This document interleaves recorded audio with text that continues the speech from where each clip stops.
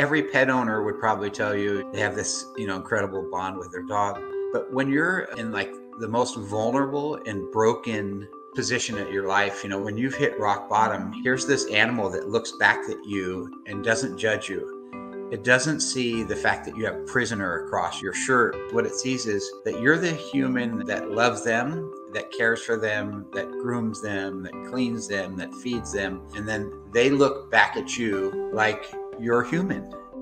And the human element is something that's missing inside our prison system. My name is Jon Grobman. I'm the Director of Programs for Paws for Life Canine Rescue, and this is my dog, Mally. I initially got involved with the Paws for Life program while I was incarcerated. I was serving 6 life sentences consecutive to 40 years. The warden had recommended that we start a dog program, and my life began to change.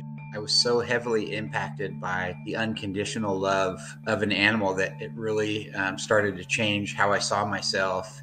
Heel. Yes, good boy. Yeah.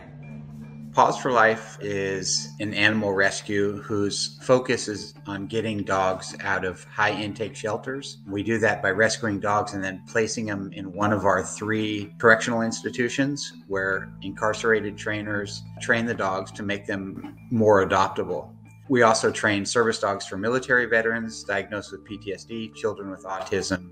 Our mission is twofold. It's one, we're saving the lives of animals, but we are also heavily focused on rehabilitation and transformation within the California penal system.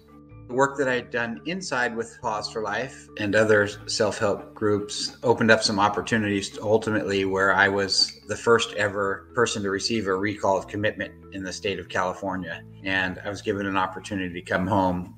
I decided to join the team and get involved in Paws for Life.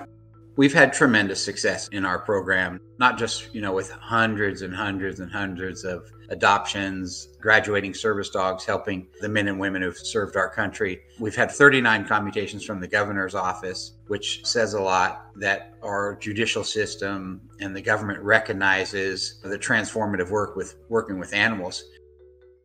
Now turn. Yes, good girl.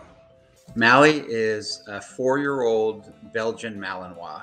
She was actually the last dog that I trained while I was incarcerated. And Mally had been shot twice in the chest and was rescued in Stockton and brought to me to train and rehabilitate. And we forged just a really incredible bond. She came in like very needy, unsure of the world, had been victimized herself. So I started working with her, and our thought was that she could be a service dog for a military veteran. Ultimately, her prey drive was a little too strong for that. She loved squirrels and deers. And then when I left, I kind of left abruptly. I went out to court and was paroled. When I left, she stopped eating. So she was kind of like wondering, hey, where's my human? And I was still like in the middle of transitioning home. And so I reached out to my mom and dad, and they opened their home for her. She loves all people, but she's taken to my mother more than anybody in the world. It follows her around and feels like it's her duty to protect her. Yes, good girl. Lay on. She's really well trained, including with like PTSD tasks where she provides deep pressure therapy on your abdomen, can retrieve medication. Go find mommy. I think what makes Mally so special is she has this incredible healing quality to her. She really likes affection. She likes to be close to people. So I often share that, taking her to hospitals and rehabilitation centers so that other people get the opportunity to feel the same love that we get from her and our family. She has this like unique ability to make people feel special. Mally's tagline is probably, stick with me, I'll keep you safe. Now, go busy. Yes, good girl. Mally and I are better together because when I walk into a room, if I go to a speaking engagement, if I go somewhere and Mally's with me, my confidence is raised 1,000% because I know like she's got my back, that we're going to get through this together, that she supports me. And it's the same way with her. When she's unsure of something, she's not sure of an environment or something, she looks up at me and she always knows, like, no matter what, I'm going to take care of her and I'm going to make sure she's safe. And I think it's important, like, to know that when we're rescuing dogs out of the shelter, these dogs are often broken and damaged and have endured incredible trauma and hardship. It's very often the parallel to people who are incarcerated. One of the things that we both have in common is we got each other through really, really difficult times. Being incarcerated and being in the prison system, especially, somebody serving a life sentence and not having any hope to go home, being in that position emotionally is very tolling.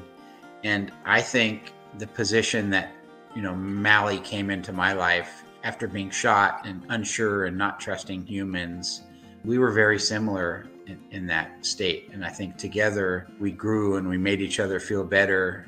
And I made her feel safe, that she was in a good place, and she made me feel safe. So I think having that unconditional love and wanting to give it is the thing we have in common the most.